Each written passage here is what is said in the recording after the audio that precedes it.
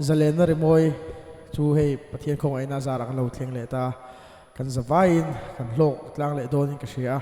kan thillung te lo hongila lalpan hena lo hongila ti kha ma sai ka lo sei duwa chuanin voini hian dam lo te le zalen lo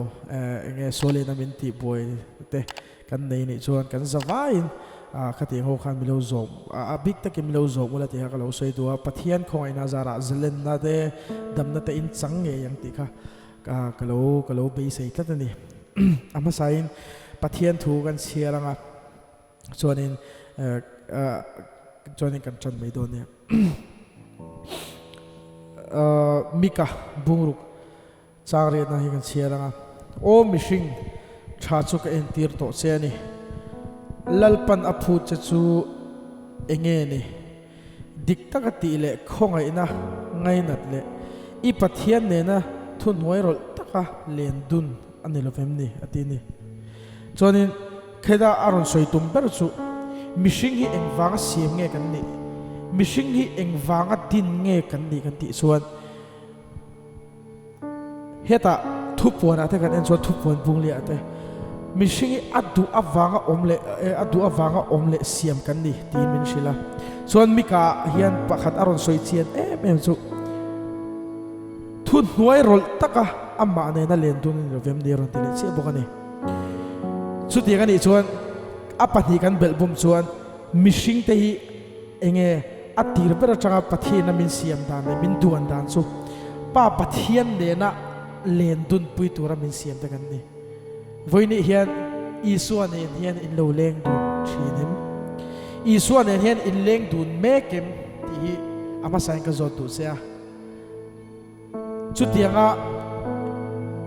mishing himo kan soiluk du su heta Johanna bungso pasari na isuena trong china te khan le eta nge te kin thua te pokat enanga ta khana soi chian em chu mishing hi pathian na omreng tur siam te kan ni mo ama omreng tur siam te kan ni chuan veini hian ama hian lom thar leila te kha ama sai ka lo sei du a chuanin apa sai kan trong trai nga chuanin kan pungrem te kan chan mai don ne trong trai ang lalpa kan pathian min mangai tu voini hian siwai kan buk se a ro puina kan lan se ni tharau thiangim kan vahan lom tak em kan hne na icheng le ta lalpa kan lo me kan zinga anang wa lalpa yom wangin hena lom thu kan shet se a voini hian lalpa khub zoi to le ban hoi thla to te nang ma na lalpa isiam thale do na wangin ena lo to galo shel sere nat na nei zong song ten lalpa voini hian iso krista awangin keima ni wang ni lovin lalpa keima ni ming ni lovin lalpa he Zalenna Rimawi ming ni lo hian I minga wang zokin lalpa damna an chang don ni ti kan ringa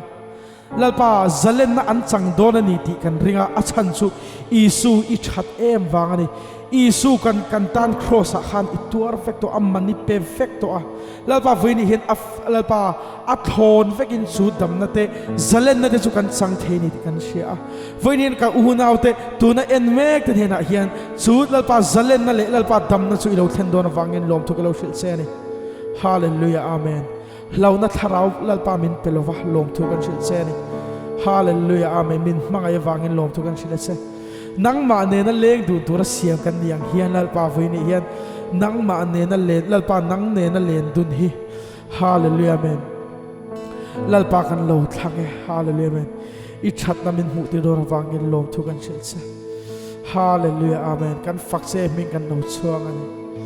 hallelujah amen kan lo me iso krista min ne na lom sin karon dilen kro ilane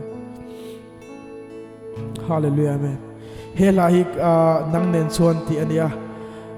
barna kan una pa le kan u ngoi uzaya pho ania ala thui ngun takin kan ngai thla anga kan voi khashet na te bo ani mei theya ala thui ngun takin kan ngai thla anga pathian ne na in pom sil na nun nei tak te hau ta ni chumia pathian ne na in pom sil na nun nei du te tan po ni a tu tan pon hallelujah men he lai chu ani fekani ti ka lo soi dua ngun takin kan lo ngai thla ni hallelujah men pathian kan lo pol do ni athu kan thiam lo pon nang nen chuan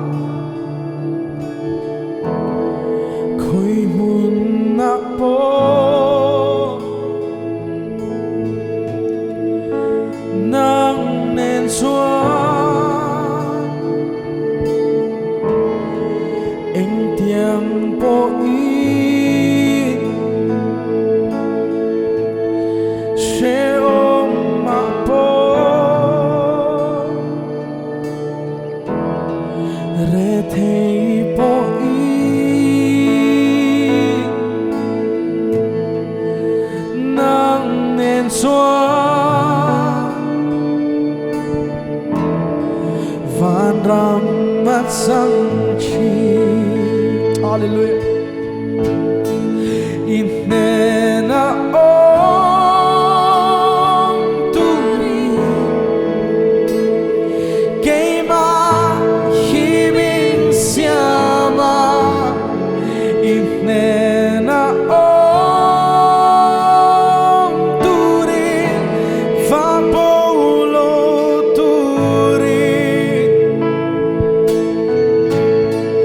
itelo suan emma minti tlai thelo we ka fam kim na o nang so hi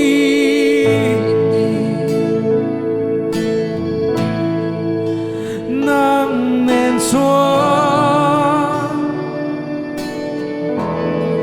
khoi mun na po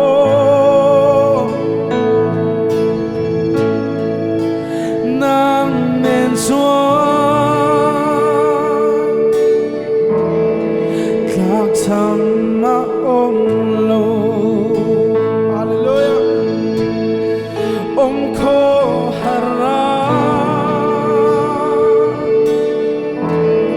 chia nei lo vi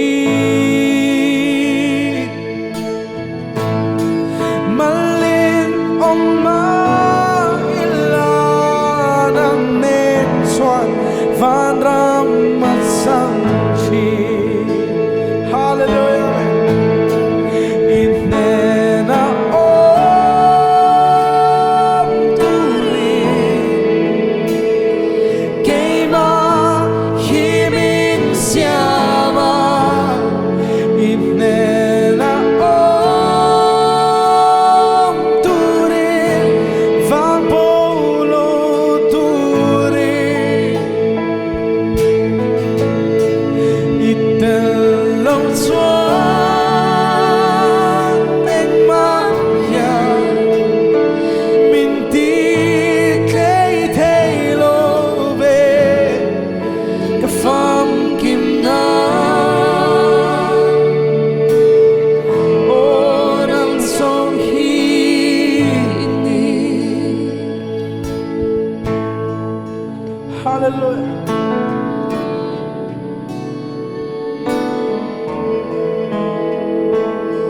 Với nên thlir tu hay ka ngen tu se Isua Krista hi len dun pui turin lo som thayo ede ka shilang che khovel thil hian in rin tok na pakhat ma min pelova Isua Krista so hian rin tok na min pe ni khovel atsa khovel zo a chung om zong zong de a boral megani zo a zo veini hian Isua Krista len don puya lo som le ro inuna hlim le ang veini kan nuna van hlim to lo em kan nun hi avan ngoi to tak emi ti ni chuan Isua Krista lo len don pui le ro eng tin nge ka len don puya ngati chuan. Hallelujah. Amen. Ama biala ama su in biak tir bokla ama in biak tir dan su tin nge Bible siaro. Hallelujah. Amen. Trong chai la ama san sin mi te hena soi bokla. Hallelujah. Amen. Chuan Isua Krista lo len pui dun pui le turin veini ka som che ni. Hallelujah. Amen.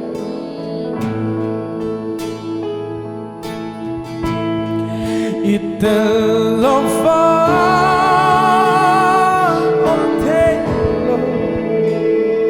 zong roi ni silo vi itelo fa kei telo min siam isen nan sao itelo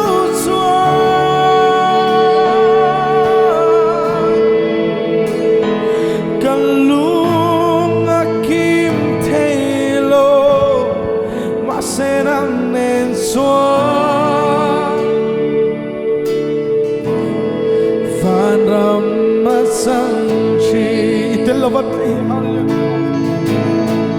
itel lo fa lom na tu zong ruai mo si lo vi itel lo fa cây thế lo min siam it sen na sao itel chua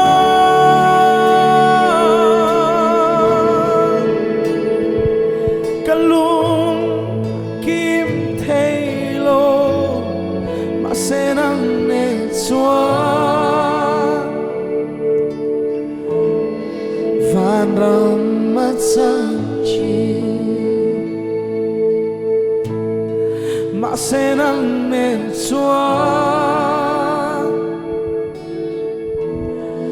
van ram mat sang chi. Hallelujah, amen. Brado itel lo fa lom na tu zong ruai mo si lo vi itel lo fa cây thế. Hallelujah. Min siam it sen nan so itel chua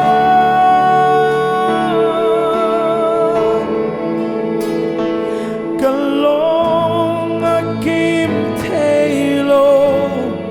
mà sen ang nên chua van ram mat sang chi.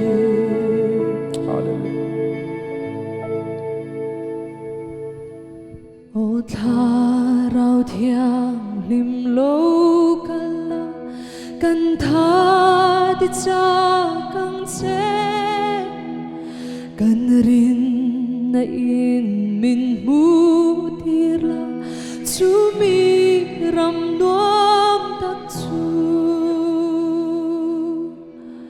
chu mi ram nuam tak chu mi ram nuam tak chu mi ram nuam tak chu mi ram nuam tak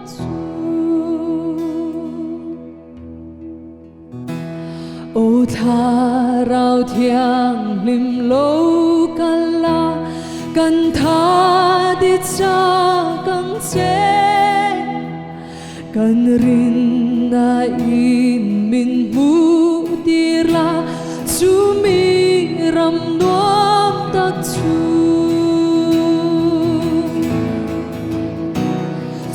mi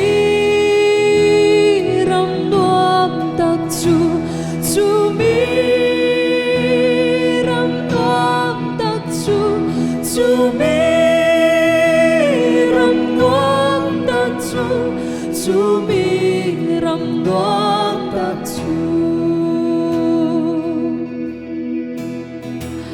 kul thim chunga ka om renga ni eng lo chua nga ki ni ro pui lo chua ka dua kalvari ne nani kalvari ne nani kalvari ne nani kalvari ne nani kalvari ne nani kovela lo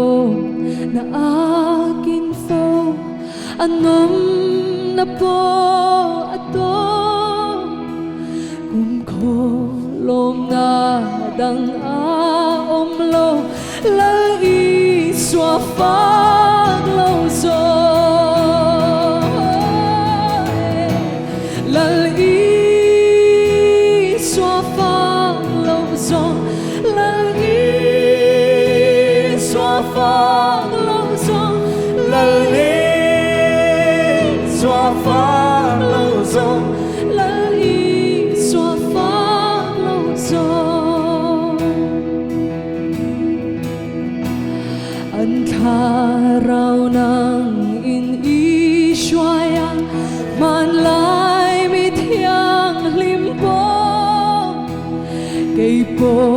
kabana min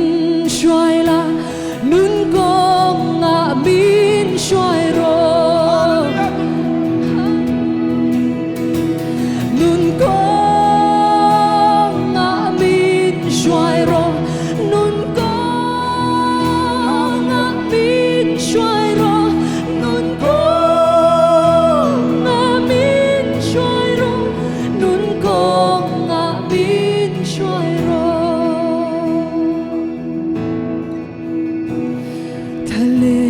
ram hi kal tlang turi she om tam ta ka om nang chak lo tha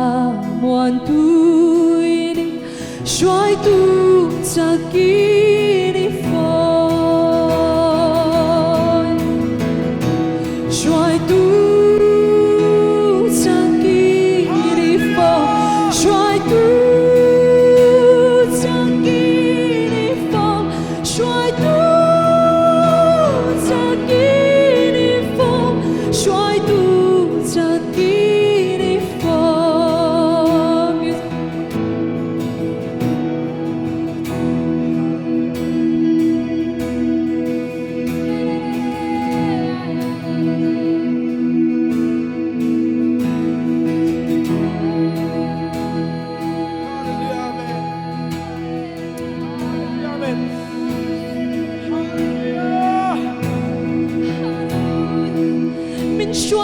tan lalpa kan sometse hallelujah hallelujah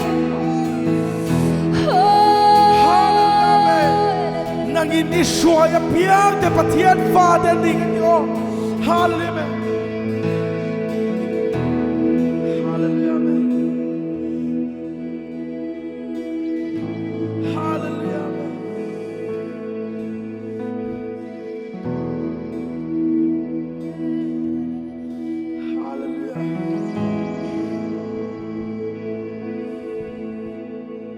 nangin mi shuaya piang te pathian fa te ani kong ra chia min shuayang se kong ai na tha shui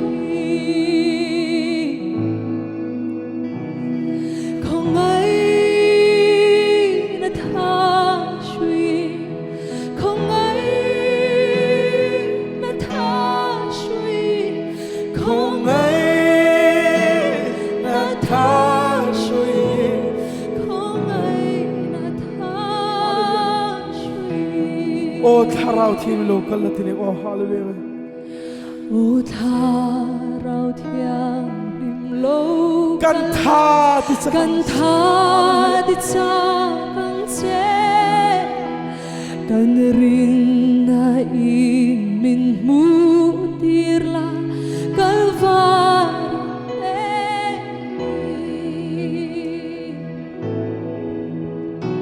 Zumi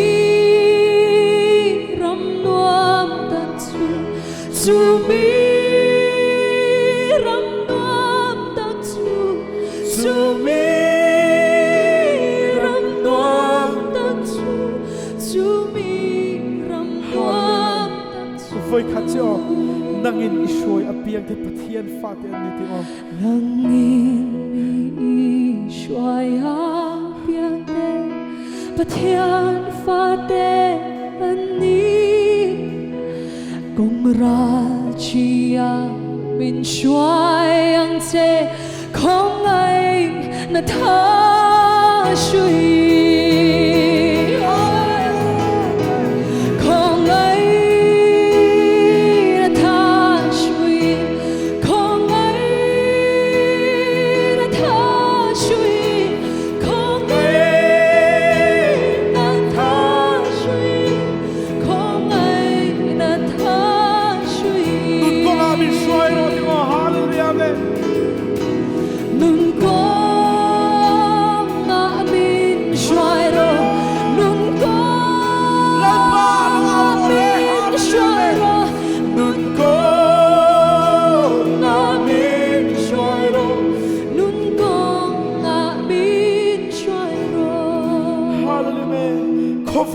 lom na kin fo ti o khove na akin fo anom na po ato nang chak lâu tha muan tui xoay tu sa kini fo xoay tu sa kini fo xoay tu sa kini fo xoay tu sa kini fo xoay tu sa kini fo hallelujah amen lalpa lom thu kan chin se ni shoi tu chak tak kan nei se a hallelujah amen tharau thialim thamuan tu om tak kan nei se a lalpa kan van hlim tak em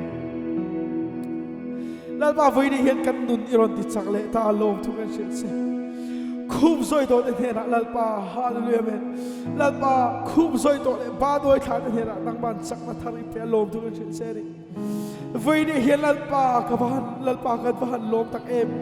min chua zalen le ta lalpa lom thu kan chin se tharau thinim kan zi ngai om wangin lom thu kan chin se ni lalpa voi ni hian chuan tur eng ma kan nei lo kan chuan per chu cross ani lalpa kan dana Isu Krista lo lalpa lo thi na cross ke kha ni lalpa kha cross a ke kha lalpa kan dana tura chu cross a wang chuan voi ni hian zalen kan ni thea chu cross a wang chuan voi ni hian ngai dam na ka lo changa chu cross a wang chuan hallelujah voi ni hian ke in zalen na ka lo changa chu cross a wang chuan ke in dam na ka lo changa hallelujah amen lalpa eng dang ngai chuang nagi om chuan eng mal ka lalpa kan ngai lo lalpa nagi khove lingam to hallelujah amen hallelujah amen hallelujah amen hallelujah lalpa i ma kan lo chin verano viene hallelujah amen verano viene hallelujah amen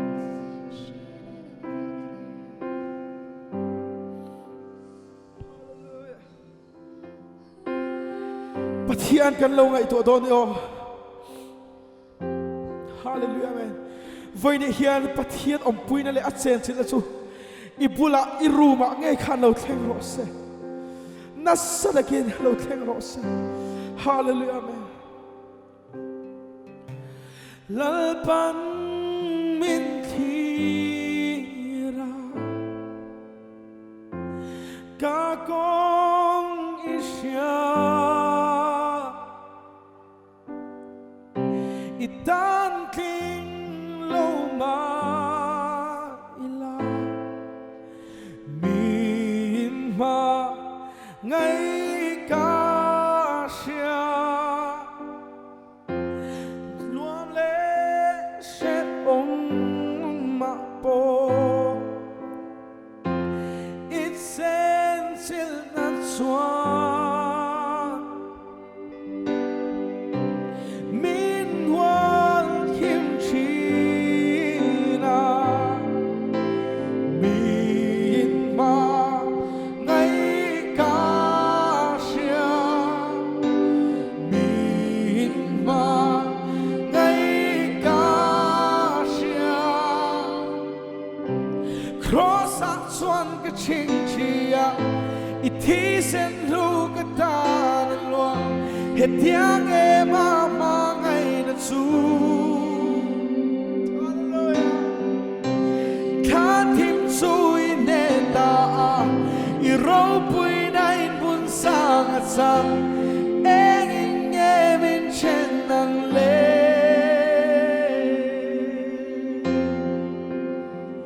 hallelujah lalpa hian eng tiklai pui rom pui cha a chen sin la chu in tiklai pani pula haromani ni masala i sia thelo na san chu ti sa ilom rek wangani i tharau chomla ti chuan hallelujah pathian om puina a chen sin la chu i sia theilo ni hallelujah amen hallelujah ka ma i shoi ti o ka ma i shoi các con đi về mình rồi sang chi na mình mà ngay cả xia mình mà ngay cả xia hallelujah cross out xuân cái chính chia i thi sen lu cái ta na lua hết tiếng em mà ngày nó rồi khá thêm rồi nè ta i rau bụi này muốn sang at sang em mình trên anh lệ cross out xuân thì lệ mo hallelujah amen cross out xuân cái chính chia i thi sen lu cái ta na lua hết tiếng em mà ngày nó rồi khá thêm rồi nè ta i rau bụi này muốn sang at sang em mình trên anh lệ buồn gian khe rin cùng nghi hồng ta kita tia avi buồn gian khe rin cùng nghi hồng ta kita tia avi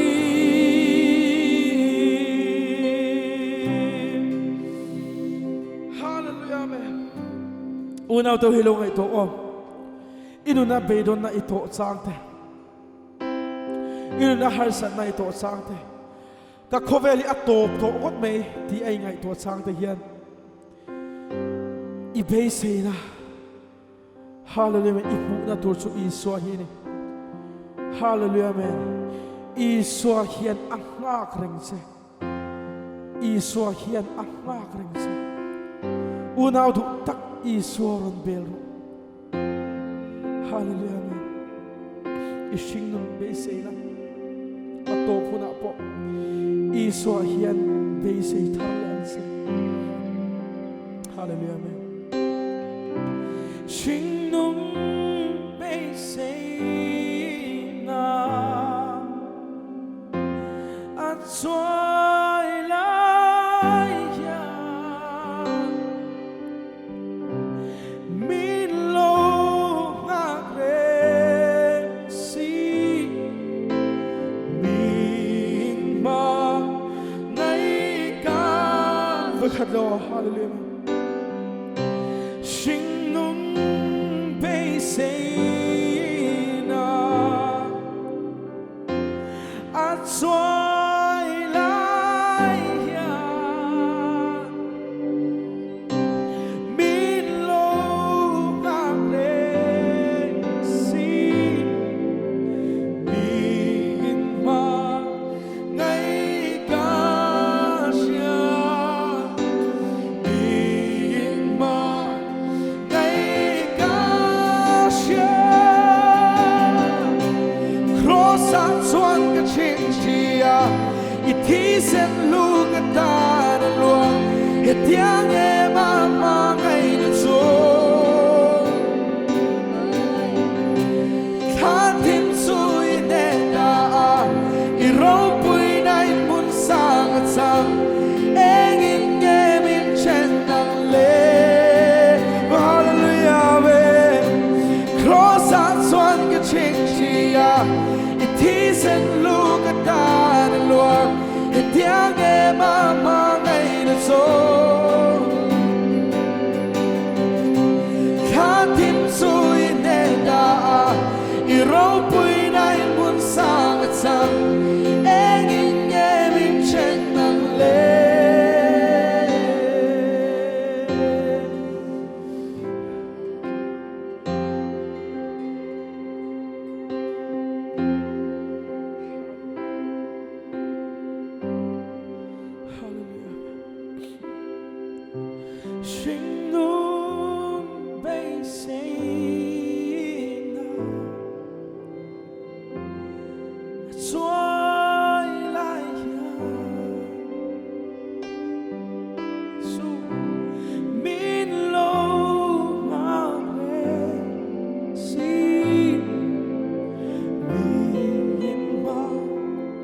ngay cả xưa